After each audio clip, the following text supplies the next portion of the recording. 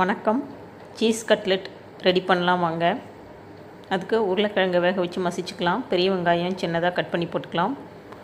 இஞ்சி, பச்சை மிளகாய், கருவேப்பிலை போட்டுக்கலாம். மிளகாத்தூள், மஞ்சத்தூள், மல்லித்தூள், கரம் மசாலா தூள், சோம்பு, ஓமம் எல்லாத்தையும் போட்டுக்கலாம்.